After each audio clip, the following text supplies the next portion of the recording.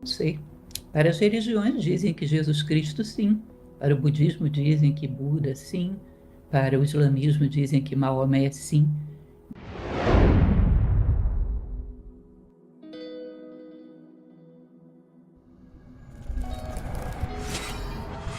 Ou seja, se eu soubesse que hoje E aí? é o meu último dia, o que eu estaria fazendo? Eu teria que ter a possibilidade de dizer, estaria aqui conversando com você. Porque cada ato meu é bem pensado. Se eu tenho vontade de sair correndo para outro lugar, é porque eu estava no lugar errado. Eu deveria ter essa possibilidade de dizer, bom, se o meu dia terminasse hoje, eu estaria aqui fazendo o que eu estou Exatamente a mesma fazendo. coisa. Me recordo de um filme antigo que teve o primeiro Titanic, não sei se você chegou a assistir esse filme, acho que da década de 50, ele mostrava que a orquestra que tocava no Titanic, eles escolheram ficar até o final tocando. Se era para morrer, eles tinham que morrer fazendo aquilo que eles faziam melhor e embelezando os últimos momentos da vida das pessoas que estavam ali, né?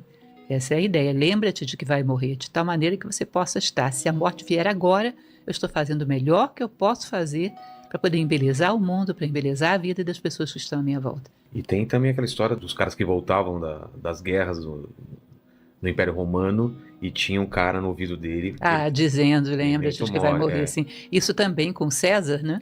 Acho que ele trazia alguém ao seu lado quando ele entrava na cidade e tinha vitorioso. aquela celebração à É, imagem dele. alguém do lado dizendo a ele, lembra-te de que vai morrer. Por quê? Para que ele não caia numa ilusão de que ele é grande demais, de que ele é eterno, ou seja, que não caia no delírio de grandeza que é impróprio do ser humano. É, a híbris, né, que se falava na Grécia. Delírio de se achar bom demais, grande demais. É a vaidade dos homens de se acharem deuses. Bom, a gente tem uma quebra muito grande da Antiguidade para a Idade Média. Fato de que na Antiguidade a filosofia ela era exercida muito como arte de viver. Se você pegar os livros de filosofia que nos restaram da Antiguidade, todos eles são o manual do bom viver, apoiados em máximas morais. Tá? Todos eles estão muito voltados sobre a vida humana. Agora, quando você entra na Idade Média, necessariamente ou a filosofia se cala ou ela é absorvida pela teologia. Então, Se ela fica mescla. fundamentando uma determinada doutrina Cristã. religiosa, cristã, tá? De uma certa maneira embasando isso na vida. Tá. Depois, quando nós voltamos à Idade Moderna, contemporânea, a filosofia se tornou bastante conceitual. Ela já não é mais tão prática. Ela defende conceitualização de coisas e, enfim, ideias meramente. Ela não desce muito no plano concreto. O que a gente procura fazer em Nova Acrópole é exatamente retomar essa filosofia da maneira como ela era no período clássico. Ah, é? Voltada, todo conhecimento, todo pensamento voltado a ter alguma utilidade prática dentro da vida do homem. Só é útil o conhecimento que nos torna melhores. É uma frase que é atribuída a Sócrates. Quando uma pessoa está muito emocionada, ela pensa pouco. Tá. Então você gera dentro de um discurso um pico emocional, você distorce um pouquinho a lógica. Sei lá, 5 graus. Sei. Aí você volta, fundamenta, fundamenta, fundamenta. Daqui a pouco você gera um outro clímax emocional, distorce um pouquinho mais. Você pode chegar a fazer um desvio de 90 graus, levar uma pessoa numa direção totalmente errada, sem que ela perceba. O nosso professor nos dava textos e às vezes a gente, com um papel na nossa frente, tinha dificuldade de descobrir onde é que a pessoa tinha feito um sofisma. Sério? De Uma tão bem falácia. construído que era. Às vezes, para achar uma falácia, a gente suava com o papel na nossa frente, ou seja, ninguém falando. Encontrar uma falácia, dependendo de quão bem construída ela, era complicado. Bem, nós estamos tratando da abordagem de um filósofo estoico, que é Sêneca. Nesse livro, em particular, ele cobre todas as possibilidades da felicidade, mas ele tem uma visão que é bastante interessante, que é como se imaginássemos um palco de um teatro. Você tem um cortinado de fundo que está sempre ali, e passam pelo palco cenas alegres, cenas tristes, mas aquele cortinado é uma constante. Isso seria felicidade. Felicidade é uma constante na nossa vida, sempre e quando somos fiéis a nós mesmos, aos nossos valores, aos nossos princípios, sempre e quando coincidimos conosco mesmo, quando não nos traímos. Essa solidez de caráter, essa solidez de fidelidade a si mesmo, consiste na felicidade, que é um estado de serenidade, de paz de espírito, de consciência limpa. Ou seja, você pode estar feliz, mas nesse momento passando a um acontecimento triste no palco da sua vida, e quando não abala a sua felicidade. É um momento triste que vai ser vivenciado da maneira como merece, mas não abala a sua felicidade como essência, como consistência da sua forma de vida. E assim será também com a alegria. Portanto, para um estoico, a gente percebe, sobretudo nesse livro de Sêneca, há uma diferença muito grande entre alegria e felicidade, extroversão e felicidade. Felicidade está muito mais relacionada à paz, paz de espírito, paz de consciência, serenidade, estar quites com céus e terra, dormir o sono dos justos, ou seja, tudo aquilo que consiste um ser humano que respeita profundamente a si próprio, os seus princípios e os seus valores. Felicidade seria essa sensação de coerência. Aham. Felicidade em si é um fenômeno afetivo, né? Ele consiste nessa sensação de coerência, de estarmos preenchidos, ou seja, eu sou aquilo que sou, eu correspondo àquilo que quero ser. Bom, a construção de uma vida feliz passa por alguns balizamentos filosóficos que também, muitas vezes, os filósofos estoicos são muito bons em pontear. Nesse livro mesmo, hoje pela manhã, eu li um capítulo que falava sobre isso, onde ele falava a respeito de termos uma referência para nortear o nosso caminho. Essa é uma primeira providência. Eu traduzo como um sentido de vida ou um propósito que justifique toda a nossa vida. É como se nós pegássemos a nossa consciência e colocássemos no último dia da nossa vida, diante da morte, e imaginarmos que ser humano queremos ser aí. Quando olharmos para trás, que rastro queremos ter deixado no mundo? Seja o produto final da nossa vida, qual queremos que seja. E a partir do momento que você fixa essa ideia, eu quero ter chegado a tal ponto, eu quero ser assim, eu quero ter deixado tal rastro no mundo, você tem uma referência de direção. É a primeira coisa que vai dar base à felicidade, né? Essa referência de direção te dá discernimento, porque você sabe que tudo que te aproxima dela é bom, tudo que te afasta é mal. Ela te dá identidade, porque você sabe que o teu nome interno está lá no horizonte. É aquele ser humano que você pretende construir. Sempre que você é leal com ele, você está sendo fiel a si mesmo. E isso vai te dando várias, digamos assim, parâmetros, várias balizas para que você se estruture na vida. Veja bem, nós fazemos muita confusão em relação a essa questão do sentido de vida, do propósito, com projetos. Você pode mudar os seus projetos e algumas vezes é até muito conveniente que o faça. Mudar de profissão, mudar de esporte praticado, seja lá o que for, seu estado civil, seja lá o que for. Mas o ideal humano é como se fosse o ápice de uma pirâmide. Vá você por qual face seja. Imagine que seja uma pirâmide com tantas faces quanto os seres humanos existem. Cada um sobe pela face que mais lhe diz respeito, as suas afinidades, a sua vocação, seja lá o que for. Mas à medida que crescemos, ficamos mais próximos de um ápice que é único e também mais próximos uns dos outros. Ou seja, esse ápice, que seria o ápice da condição humana, seria uma plenitude de valores, virtudes e sabedoria, o mais próximo do ser humano ideal que a gente possa imaginar. Pleno em valores, em virtudes e em sabedoria, o mais próximo do ideal do sábio. E isso seria um único referencial para toda a humanidade. A felicidade estaria relacionada a um sentido de vida humano. Portanto, não tem como você se arrepender no meio do caminho de querer ser humano. Isso é um referencial único para toda a humanidade. Assim como evolui o reino vegetal para um referencial, assim como evolui o reino animal para um referencial, cada conjunto de seres evolui para um referencial que mostraria um horizonte de possibilidades, o máximo que podemos chegar a alcançar. Então, em relação a um propósito, a um sentido de vida, um ideal, não há como você se arrepender. Você se arrepende de projetos que podem te levar para lá ou não, que podem, nesse momento, ser adequados para que você caminhe para lá, mas num segundo momento podem não ser mais. Então, os projetos vão sendo mudados ao longo do caminho. Eu acho muito estranho quando, às vezes, a gente pergunta para as pessoas qual é seu sentido de vida. E elas me dizem, comprar uma casa. Bom, comprar uma casa pode ser um bom projeto. Mas depois que você compra a casa, o resto da sua vida é o quê? Vive em função de quê? É evidente que um projeto não é suficiente para justificar uma vida. Um ideal, sim. O ideal, ele sempre está no campo do ser e justifica toda a nossa essência. Imaginemos que nós estamos na Idade Média. Se fizéssemos uma pesquisa de opinião pública sobre a forma da Terra, é possível que grande parte das pessoas dissessem que ela era achatada, que havia um dragão de boca aberta esperando os incautos caírem pela beira. Nem por isso a Terra deixou de ser geóide. A Terra é o que é, independente do que pensem ou deixem de pensar dela. Eu acredito que as coisas são o que são. O que nós podemos chegar é a percebê-las ou não.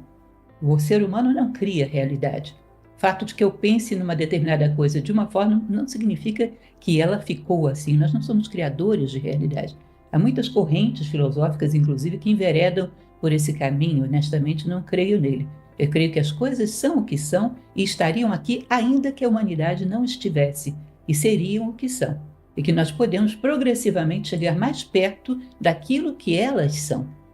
Afastar-nos daquilo que nós estamos projetando nela, dessas sombras que projetamos nas coisas e distorcemos ao nosso gosto.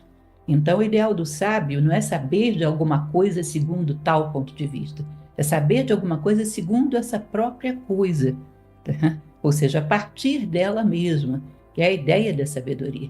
Não se projetar sobre as coisas, é aquele espelho negativo do eu, de que diz um grande filósofo no século passado. O espelho negativo do eu significa eu não ficar conhecendo as coisas como um reflexo meu, reflexo das minhas preferências, das minhas tendências, mas como as coisas são em si, crendo que as coisas são em si. Elas não são uma invenção da minha mente. Elas são em si e seriam ainda que eu não fosse, ainda que eu não existisse. Em algum ponto, quando ambos chegarem a um grau de sabedoria equivalente, é muito provável, usarão nomes diferentes, mas provavelmente chegarão a uma concepção expressa talvez em símbolos diferenciados, mas que em essência é uma mesma coisa. Se nós considerarmos o próprio ateu nos nossos dias, imagine você qual será o Deus que eles estão negando. Será que é o Deus como uma ordem universal que faz com que as coisas sejam cosmos e não caos? Ou é o Deus que se denomina dentro de um corpo religioso? Porque se é o Deus que se denomina dentro de um corpo religioso, ele não nega realmente Deus, ele nega a palavra Deus, e não o conceito. E talvez ele tenha o seu conceito de Deus, que em essência seja muito mais próximo da ideia de Deus, talvez, do que de uma outra pessoa. Eu acredito, por exemplo, que uma pessoa, para ser absolutamente agnóstica ou ateu, ela teria que ter a seguinte concepção: a justiça e a injustiça têm idêntico valor. O mal e o bem, idêntico valor. Porque imagine que você tem uma referência que organiza o universo, que é a ideia do Theos, a ideia de Deus. O que está mais próximo é superior ao que está mais distante. Não importa o nome que eu dê a isso. Se eu considero que uma coisa é superior à outra, é porque eu tenho uma referência de direção, porque um está mais próximo do que o outro. Porque uma pessoa que se diz um ateu considera que a justiça é superior à injustiça, que o bem é superior ao mal, se ele não tem referência nenhuma lá no final. Ele tem uma referência. Ele nega a imagem que muitas vezes está associada a determinados cultos religiosos que ele não aceita. Mas se ele fosse realmente ateu, é ateus, é anarquia, não tem hierarquia. Porque não há hierarquia entre os valores da vida, uma vez que ele não tem um máximo, ele não tem um centro que dê referência aos valores do mundo. Eu acredito que a mente humana não suportaria isso, que isso geraria loucura em muito pouco tempo. Porque a anarquia que você vê fora invadiria também a sua forma de pensar. Portanto, não há ateus. Eu diria que absolutos não. Há sim Isso. aqueles que negam concepções estereotipadas de Deus, que são muitas dentro da sociedade. Ele seria incapaz de hierarquizar valores. Se houver alguém assim, bom, esse provavelmente é ateu. Nunca conheci. Não sei. Para as religiões dizem que Jesus Cristo sim. Para o budismo dizem que Buda sim. Para o islamismo dizem que Maomé sim. Mas uma pessoa que fisicamente eu tenha conhecido, nada nem perto disso. Mas o que eu vejo, sim, são pessoas com ânimo de aperfeiçoamento, não com esse nível de perfeição. Ânimo de aperfeiçoamento significa cair 1000 vezes, levantar 1001 e não desistir de continuar caminhando. Isso sim, conheço algumas. Mas nesse nível, não. Nada que eu tenha conhecido na vida. Referências históricas que se conta que aqui e ali, e normalmente criam todo um conjunto de doutrinas em torno dessas pessoas. Eu acho que os valores podem ser questionados quando você os conhece numa forma muito superficial. Se você decora o conceito de justiça de Platão, a justiça é dar a cada um o que lhe corresponde, você só vai entender a justiça sob esse ponto de vista. Digamos que uma criança de 5 anos chegue para você e te pergunte: tio, o que é a justiça? Você não tem o conteúdo, você só tem essa embalagem decorada. Você não tem o que dizer para essa criança. Se eu sei o que é justiça, eu teria como explicar para uma criança de 4 anos, explicar para um ancião, explicar para uma pessoa muito simples, sem grande base cultural. Se eu tenho conteúdo, eu embalo conforme o gosto do freguês. E ele se adapta a qualquer circunstância. O que acontece de um valor ser colocado em xeque é quando ele está congelado, numa forma específica. Ou seja, eu não sei o que é a essência do valor. Eu não sinto o valor, eu não sei o que ele é. Eu me congelei num conceito. E os conceitos, claro, são rígidos, vão ser ultrapassados. Então, daqui a pouco, eu tenho que entender melhor o que é a essência da justiça do que eu entendi antes, porque eu estou caminhando. E, portanto, a minha noção de justiça também, a minha noção de bem também. Portanto, não há como algo contrariar um conceito que está em constante autoaperfeiçoamento. Um conceito congelado, assim. É um conflito entre valores e um estado de necessidade, né? Sim. Muitas vezes pode, inclusive, ser relevado o ato de uma pessoa assim pelo estado de necessidade em que ela está. Mas nem por isso a ação dela deixou de ser injusta, não passou a ser justa. Foi uma ação injusta que ele se viu forçado por um estado de necessidade. Mas ele não poderíamos criar um tratado dizendo que nessa circunstância isso é justo. Não, nessa circunstância isso é injusto, porém tolerável, porque se trata de um estado de necessidade. Tá? Então, são situações que não descaracterizam o conceito de justiça. O que mais nos causa mal quando perdemos um ente querido não é só a saudade, a falta desse ente querido, mas um sentimento de culpa fortíssimo. Isso pode ser observado. Temos um sentimento de culpa porque sentimos que temos pendências, que não fomos sempre justos, que não fomos ao limite das nossas possibilidades com aquela pessoa. Se nós pudéssemos, numa relação com uma pessoa, ir ao limite das nossas possibilidades, dar o nosso melhor, e essa pessoa ainda assim morresse, eu ficaria, sim, sentindo dor, sofreria, mas essa dor seria bem mais amena e bem mais suportável, porque eu sei que eu dei o meu melhor. Eu sei que eu fiz tudo o que poderia ser feito.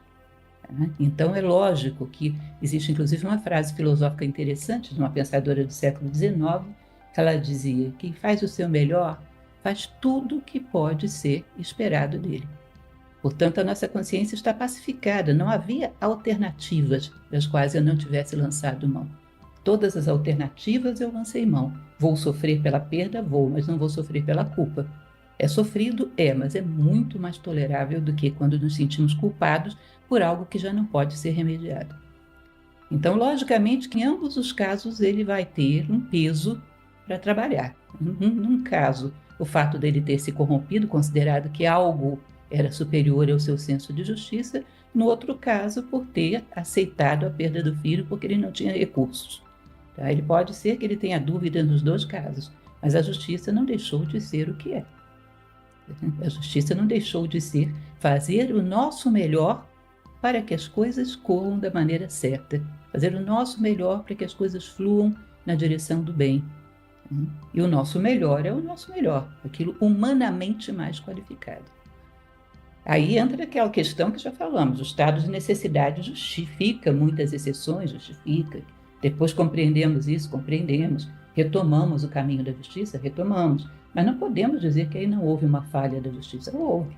Uma falha justificada, uma falha que teve as suas razões, mas houve uma falha.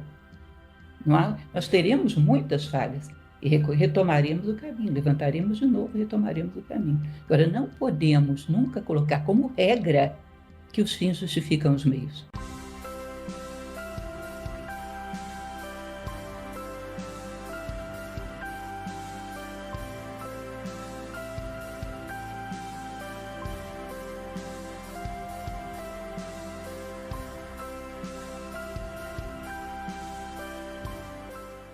Descubra sua personalidade com o teste Pensax. Faça o teste grátis e comece sua jornada de autoconhecimento.